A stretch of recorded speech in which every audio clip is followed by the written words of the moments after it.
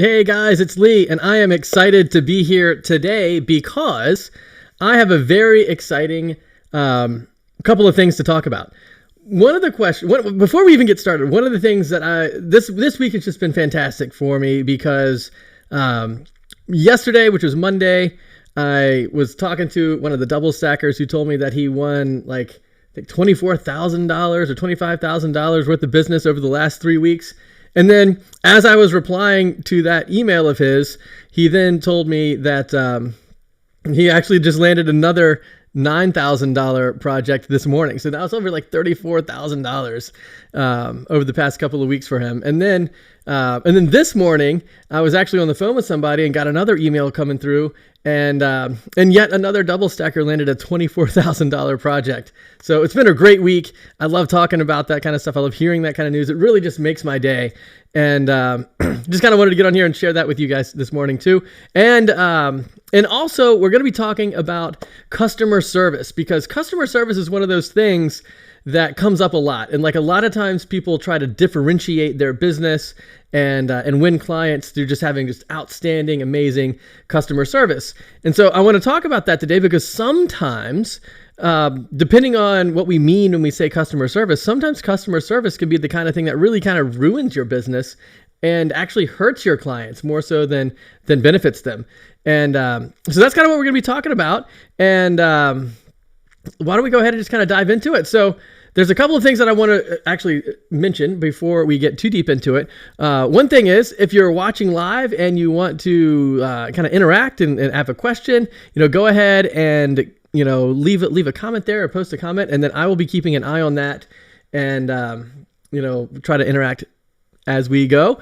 And so there we have it. So we're going to be talking about, is customer service ruining your business, and is it actually hurting your clients? And so let me ask you a couple of questions. Do you feel like you're providing more customer service than you can really afford to deliver? Because one of the things that I talk to people a lot about, like as we begin to sort of dive into their business and how they work their business, they'll begin to say things like, I just can't sell maintenance programs or maintenance plans, but I'm looking at the WordPress site and it needs to be updated, and there's plugins that are out of date, and all of this stuff.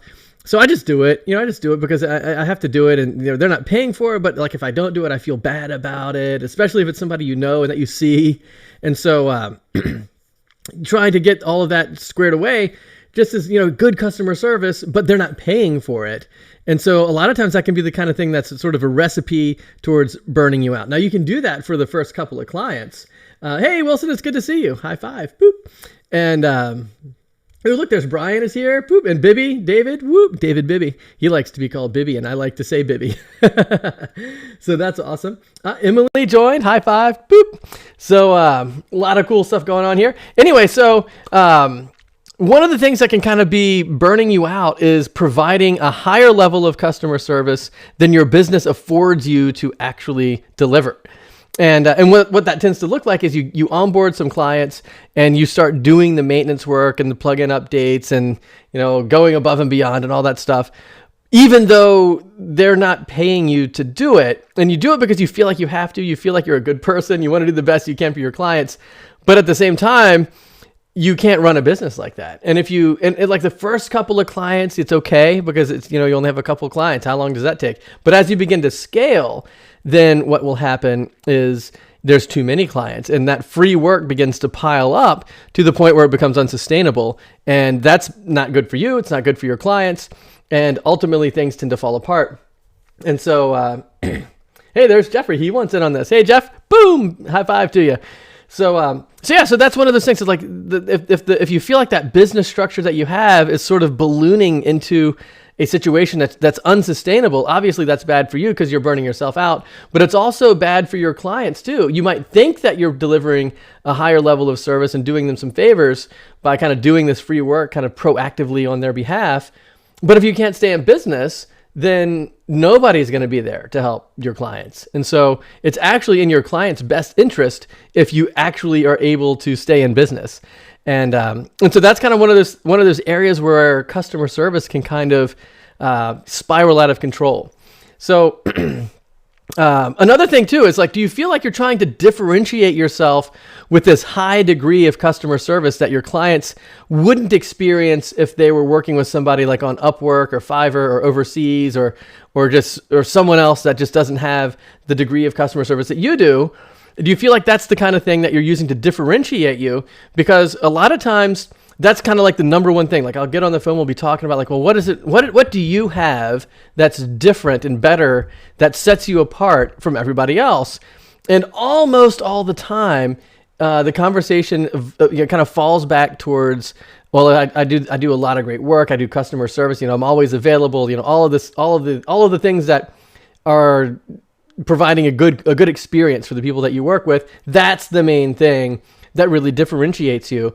And so we're going to be talking about the problems with good customer service, but those are that's kind of the context of how all of this starts. So let me ask you this: what is good customer service? Have you thought about what does it mean to provide a good experience for your customers in the context of WordPress and web design and digital marketing? So what does it look like to be a provider of good customer service? So like here's some of the things that I've heard people say and some of the things that just kind of come up in conversations, and you see if you feel like you kind of agree with this. One of the things is like always being available when they need you is an attribute of delivering good customer service. Just like always being there. Responding quickly is another one. Like, somebody sends you an email or gives you a call and you just respond. Either in real time would be best, but if not in real time, really quickly. Proactively making sure that their websites are up to date, rather than waiting for them to say, hey, can you update this? Or I noticed a problem, being proactive about getting things going. And, or how about this? Another thing that comes up all the time is people that say, after I'll build your website, I'll then teach you how to use it, right? So I'll teach you how to post blog posts and upload images and, whatever, all the stuff that somebody might want to do on their own. There's this tutorial aspect or this teaching or this coaching aspect that kind of goes along with the web development. And, that's a great level of customer service, people think. Kind of creating somewhat of like a self-service experience by kind of educating people on how to use the website that they just got. Or here's another one I hear all the time: I'm undercharging and over delivering, right? And that's an element of good customer service by, keeping the price low and affordable while just wowing people and just delivering a better website or a better customer experience than they even thought was possible. And another one would be delivering a personalized and custom solution, oftentimes to be another sign of like, I'm not just doing these cookie cutter websites. I'm not just giving the same thing to everybody. I've got a custom solution thing. Like we're going to do this discovery session, and we're really going to dig in deep and figure out what your needs are, and and give you exactly what you want. That's the kind of idea that, so that kind of grouping of things tends to be what people refer to as a good customer experience. And here's the thing. It's true. Yes, those are all good things that are in the realm of a good customer service experience. But here's the problem. The problem is they're outdated concepts, especially in the arena of digital marketing, WordPress, web design. Like if that's the kind of business that you're running, those types of concepts when it comes to customer service, it's not that they're wrong. It's just that they're incomplete. They're outdated. They're not actually what it takes to provide a good customer experience or a good customer service, because there's no focus at all on results. Like every single thing that we just mentioned, whether it was, always being there, responding quickly, being proactive and upgrading things and teaching people how to run their own websites and, whatever, all of those things that we just listed, there's no focus on results. And that's why it's incomplete today. And the problem with all of that is, hey, look, there's Shane. He wants it on DoubleStack. We'll have to talk about it. We'll get on the phone and pick up that conversation again. So here's the thing. So when it comes to results, that's the missing component in all of the things that we just described.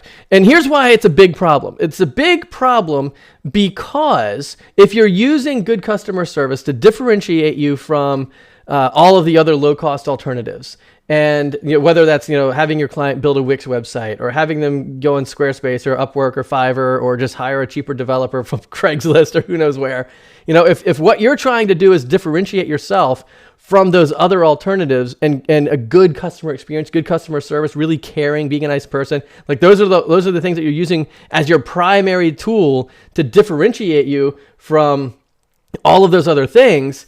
It's going to be a huge problem. And the reason that it's a big problem is because there's not enough financial difference in the mind of your client to outweigh the massive increase in pricing that you're going to need to put in place in order to deliver on the customer. Like we talked, like in the very beginning of our conversation today, I said, hey, do you feel like you're burning yourself out? Do you feel like you have the business structure to financially afford to be able to offer the level of customer service that you really want?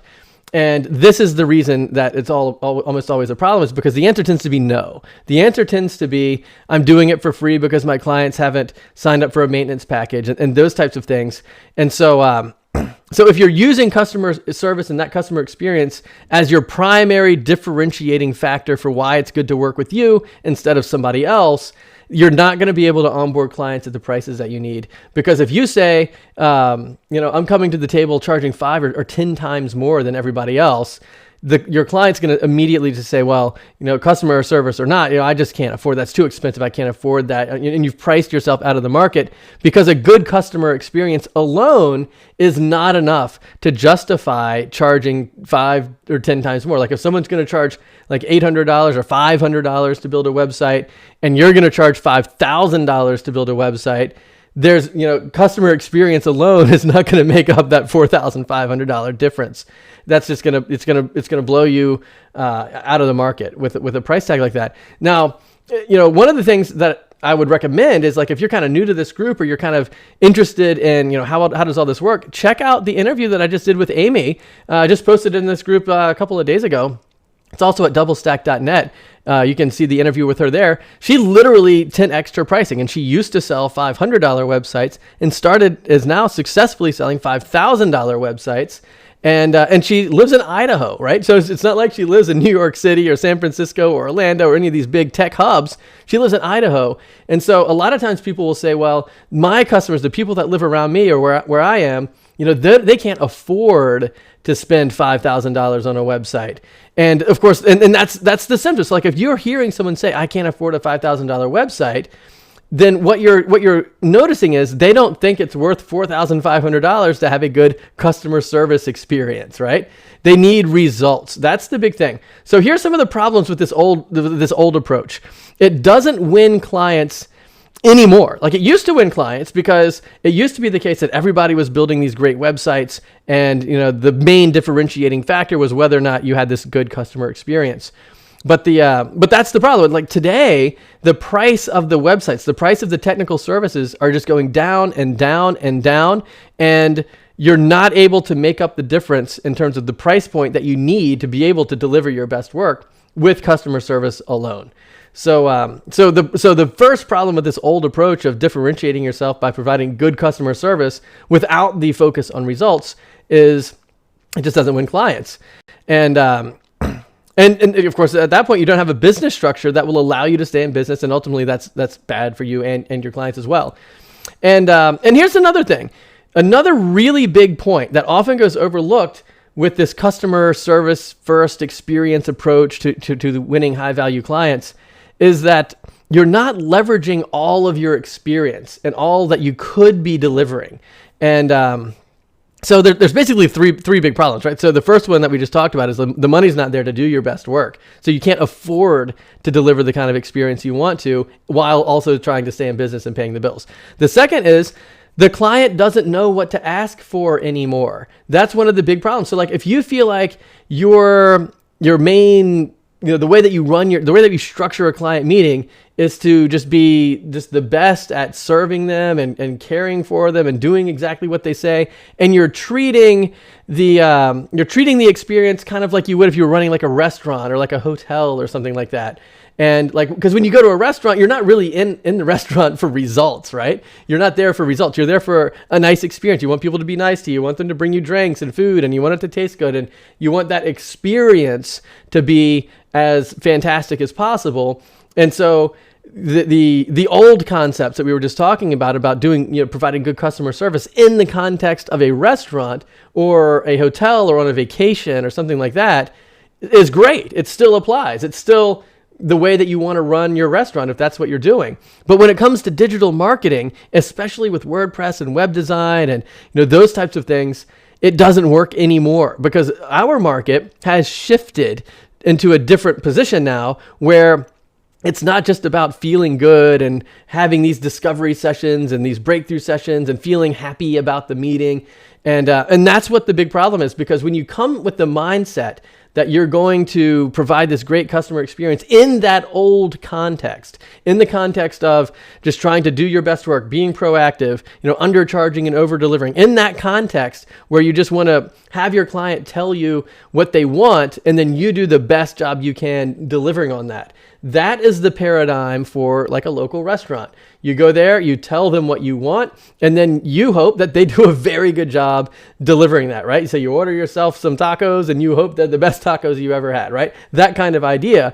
But what we need to be doing in the web design world, in the WordPress world, in the digital marketing world, it's not about whether they tell you what to do and you do the best you can to deliver it, because the problem is they don't know how to tell you what to do.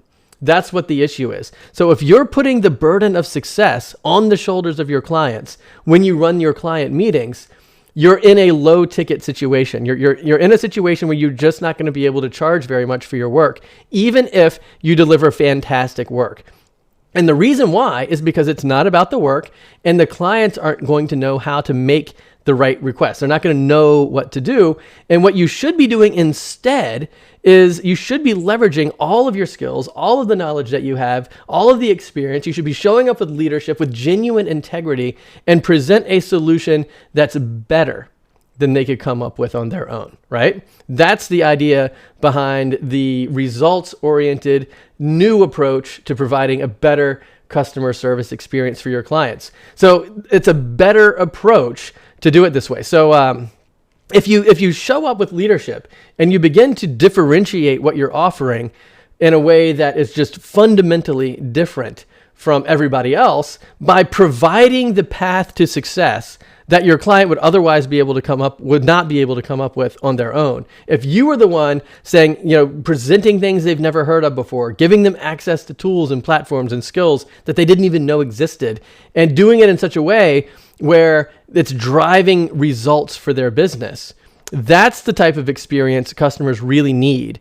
It's probably not the type of experience that customers are going to be asking for because they don't know the language, right? They don't know the vocabulary. They don't know what to ask for, and they're just unaware of the possibilities. That's another big point. But when you show up and you deliver an offer that is significantly superior, right? It's not just a tweak here and there, but like dramatically, fundamentally superior to something that they could come up with on their own. That is the key to differentiating yourself from everybody else. And that's a much better approach. And when you do it that way, that makes up the difference between low ticket and high ticket. That's why you can charge 5 or 10 times more than everybody else without pricing yourself out of the market. And you're exercising the fullness of your knowledge, right? You're not holding anything back. You're not just trying to say, hey, I know how to build a logo. You want a logo? While also knowing how to do other things that you're holding back. And instead, you're giving them everything that you've got so that they're able to get the best results possible from your work, which of course is going to be more satisfying for you. And of course, it's going to be better for them too. So that's really a big point. You're bringing leadership, really, is what I'm trying to underscore here. That one of the missing components to the old approach to customer service is there is no leadership. The client is doing the leadership, if there's any leadership at all. And but without leadership, like if you show up asking your clients things like, tell me what kind of colors you like, and what are some of the websites that your competitors have, or what are other websites that you like, and we can maybe mimic some of those design features, or you tell me what kind of budget you have, and I'll tell you what I can do that's just going to be awesome for that price. If you're asking those types of questions, you're not really providing any leadership. You're asking them to tell you what to do, and then you're going to turn around and try to do your best job doing it. But the problem is they don't know how to ask. That's the problem. They don't know what to say. And the reason they don't know what to say is because there's so many different things out there that could be going on in the world of digital marketing. There's so many platforms and tools and services and techniques, and it's just really complicated now compared to how it was before. It's, and every day it seems to be getting, more and more complex. And so clients don't know how to bridge the gap. They don't know how to say, here's what I want you to do. They can't do it. And so you need to bring that leadership. Now, let me put one caution in here too. I'm not talking about meetings that don't feel good, right? Like if you're a nice person and you care about your clients and you have these discovery sessions, it probably is a fun time. Like I like brainstorming with people and talking about ideas and business and growth and marketing and strategy and all of those types of things. But the problem is that there's a huge difference between feeling good about an interaction with a person and feeling confident in the plan that gets put together. Those are two separate things. And what's happening in most people's meetings these days is you get together, you've got this great personality, your heart's in the right place, you're trying to serve your clients at a level that's higher and better than anybody else by providing this great customer service experience, but there's no leadership. And without that leadership, there's not going to ever be confidence. And without confidence, nobody is going to feel safe investing with you at a high ticket level, because they'll be saying, hey, you know what? The price is getting up to $800 or $1,000 or something like that. And, that's getting kind of deep. That's kind of, I don't know, if I spend $1,000 with you, how am I going to get that back, right? Like, how am I going to get that return on investment? And if all you're offering is a great customer experience without a focus on leadership, without a focus on results, they're never going to get that back, right? Because you would be waiting for them to tell you what to do, and that's not going to happen. And again, it's like, even if you're offering things like tutorial services, like, let me show you how to blog, let me show you how to upload pictures, let me show you how your website works, your client's not going to do it. They're not going to do it. They may do it initially. Maybe a good client might. But even a good client is going to fall off and go back to doing what they know how to do and running their own business, and that's going to be a problem. So that's the thing. So what I want to leave you with is, if you can bring a results-oriented approach to your customer service, that's a very different thing than that old style approach to customer service where you're kind of leaning on them and saying, hey, you tell me what to do and I'll do a great job and I'll be prompt and I'll be, affordable and I'll be all of these other things that tend to represent a great customer experience. What I'm saying is, like, if you run a restaurant, great, keep doing it. If you run a digital marketing agency or a WordPress development firm or something like that, you're going to have to make a shift, or you're not going to be able to keep the doors open, because the prices are just falling and falling and falling with regard to selling technical services, even if you do it with a smile on your face, right? Even if it's a good feeling experience. And so if you're sitting there wondering, like, well, how do I do it? How do I structure a meeting where I can bring leadership without being bossy and confrontational and assertive? Like, I'm not saying, go to the meeting and be like, do what I say. Here's what I do. I've got a degree in this. I've got a degree in marketing and art and, whatever it might be. And therefore, like, you better do what I say or you're really going to be doing it wrong. And then you're feeling really confrontational and assertive and bossy. And that doesn't work, because that's going to cause your client to be defensive, and that's going to be a negative experience. It's the opposite of good customer service. What I'm suggesting is you need to show up in a way that just establishes yourself as a leader. You're not asserting yourself as the leader. You're not saying it's my way or the highway. You're establishing yourself as a leader by presenting the fullness of your experience. Like, you mentioned things that they've never heard of before, and techniques and tools and platforms and strategies and techniques and all the stuff that you could be doing that are just outside of your client's mind. They didn't know that stuff existed. Or maybe even if they did know, maybe they thought it was just so far out of reach for them that they wouldn't know how to deal with something like that. But now, because of you, it's attainable. That's what I'm talking about when I'm talking about leadership and confidence and bringing a real solution that serves your clients. That's the kind of service that they want. They want the service that generates results. And let me give you just one quick example. Like, say you're going to like a gym, like you want to get fit and lose weight and stuff like that. You don't want somebody, or at least I'll talk about myself. I don't want somebody, if I show up and I want somebody to train me, I don't want them to be like, oh yeah, gentle on me, all nice, and whatever you do, you tell me what kind of exercises you'd like to do. You want to run a mile today? No, okay, well, we'll just do some bench presses then. I don't want that. I want somebody to say, hey, here's what you need to do. And when you do that, you're going to be able to, lose weight, run faster, be stronger, whatever the outcome is that I want when I go to the gym.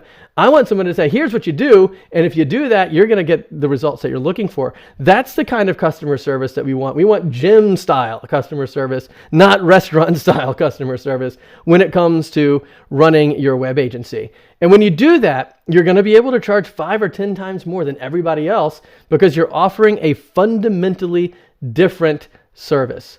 And so that's kind of what I wanted to talk about today. And if you feel like you're like, well, I don't really know what to offer. Like, I'm not really sure what I would put in my, like, what are these other marketing tools and platforms and strategies that actually will drive these business outcomes for my clients? Maybe you feel like you only know like technical tools with technical outcomes, right? So one of the things I talk a lot about is the 2 different types of tech tools that are out there. Like, just as a quick example, we can dive into this deeper later, but like an SSL certificate, for example. Like, if you know how to install an SSL certificate for somebody, or you can get that done, that's clearly a technical skill, but it has a purely technical outcome. You're not going to get more customers or clients or leads or anything like that just because your site has an SSL now when it didn't before, right? You're going to need to do something else. You're going to need to do something with the marketing, with the lead automation and generation, with, customer pricing and lead nurturing and, all brand visibility types of things. You have to, how do you get your customer out there? And where do you find the customers? And how do you generate those leads? Those are things that have business outcomes, right? So you need both. You can't have really one without the other. You can't have all of this great stuff going on the business side and then driving them to a website that's just a technical failure. And on the other side, even if you have this stellar, the best designed, technically produced website ever that's responsive and secure and fast and all that other stuff, if you don't have the marketing tools in place to drive, traffic into that site, then that's a failure too, right? So you have to have both sides of the equation. You have to have basically the tech stack and you have to have the business development stack in order to make these results happen, in order to drive these outcomes. Thus, DoubleStack. So the tech stack, the business development stack. So if you're wondering, well, what can I put in that tech stack that's going to drive those business outcomes, and how can I set up a monthly retainer so that I can have that residual recurring income coming in while serving my clients at this higher level? And what does that look like? How do you price that? How do you find clients that can afford that? Like, if those are the types of questions that are in your mind, what that means is that you are the kind of person that I can help. I can help people like that. Like, if you're the kind of person where you want to drive results and outcomes for your clients, then we should get on the phone and talk about that. And we'll walk through it together and see, like, who are you trying to serve? Like, what kind of markets are interesting to you? And what price point should you have in order to hit the revenue goals? And what's that work-life balance going to look like, so that you're not burning yourself out working like 18-hour days or something, and you actually have a legit day working 8 hours a day, making the kind of revenue and making the kind of money you really want. And it's absolutely true. Like, just a few minutes ago, like, and to start this out, like, I was just coming to you guys feeling really happy because, like, literally on Monday, I talked to a double stacker who made $34,000 in the last like 3.5 weeks. And then just this morning, I talked to a double stacker who landed a $24,000 project literally like 2 hours ago.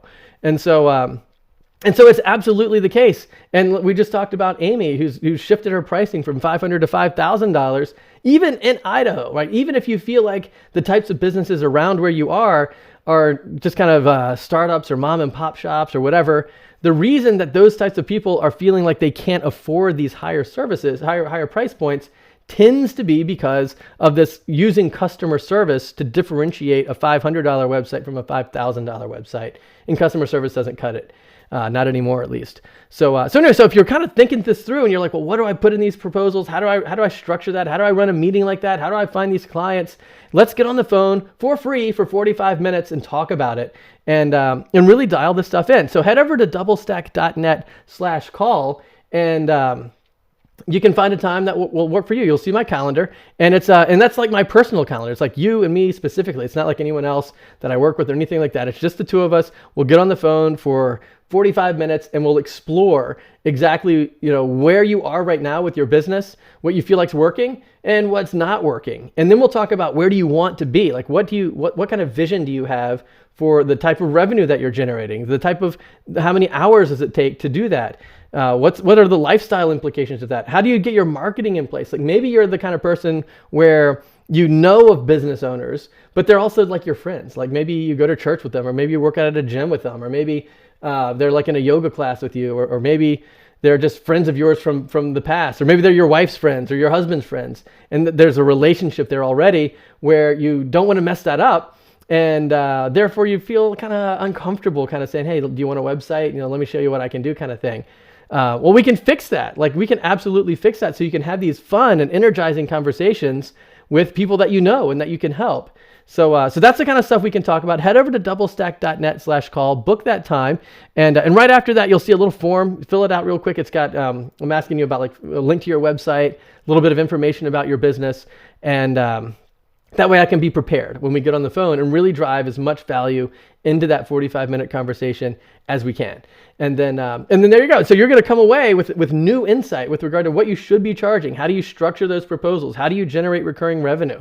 Those are all answers that will get dialed in specifically for you, right? Because right now we're talking to over 1,000 people. I can't answer that many questions all at once.